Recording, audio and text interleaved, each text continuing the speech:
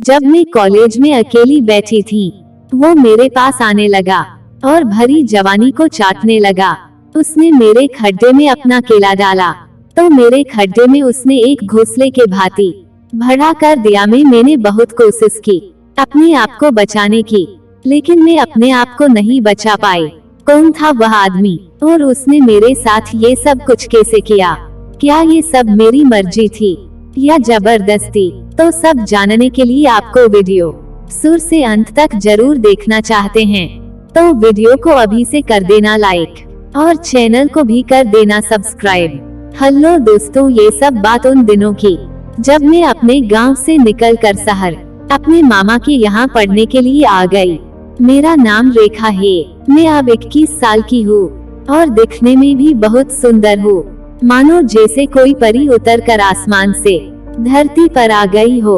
हमारे घर में हमारे मामा और मामी और उनका एक छोटा सा बच्चा भी है। मुझे बहुत खुशी है कि मुझे ऐसा मामी मिले, लेकिन मामी थोड़ी सी मोटी जरूर है, लेकिन उनके जो संतरे बहुत बड़े बड़े हैं। उनके संतरे देखकर कर ऐसा लगता है जैसे मेरे संतरे को किसी ने पी लिया हो। एक दिन की बात है, रात का समय करीब 10 बजे से मुझे कुछ आवाजें सुनाई दी।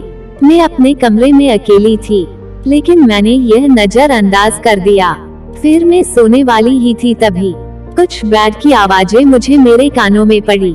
मैं अपने कमरे से निकलकर बाहर गई तो यह आवाजें मामा की कमरे से आ रही थी। मैंने धीरे से कमरे को खोला तो देखा मामा मामी के ऊपर पड़े थे। मैंने सोचा ये क्या चल रहा है। मैं उन्हें देखती रही और मामा का वो बड़ा सा लंडू मैंने देखा।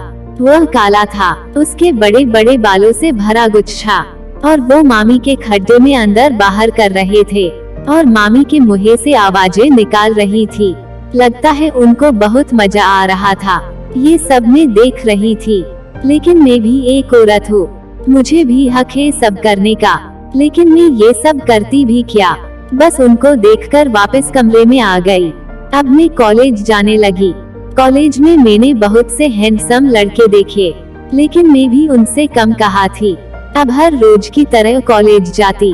फिर एक दिन मैं कॉलेज में बैठी थी, एक लड़का मेरे पास आया और मुझसे बात करने की कोशिश की और मैं भी उससे बात करने लगी। अब हम एक दूसरे को जानने लगे। फिर एक दिन कुछ ऐसा हुआ, कॉलेज के एक कमरे में अकेली बैठी थी। उस कमरे में कोई आता जाता नहीं था। पता नहीं उस लड़के को कैसे पता चल गया और वो मुझे अकेला देखकर अंदर घुस गया और गेट बंद कर लिया। मुझे कुछ भी समझ में नहीं आ रहा था कि वो अब क्या करने वाला है। उसने मुझे पटक दिया, मेरे कपड़े उतारने लगा और अपना लंबा सा केला निकाल लिया। मैं यह देखकर डर गई। मुझे फिर एक ख्याल आया, जब मामा के यहाँ देखा बिल्कुल वैसा ही था, काला और बालों का गुच्छा, और यह देखकर मेरा मन डोलने लगा और मैं भी तैयार हो गई। अब उसका केला मेरे घोंसले की तरफ आने को तैयार था। उसका लंडू उछल रहा था।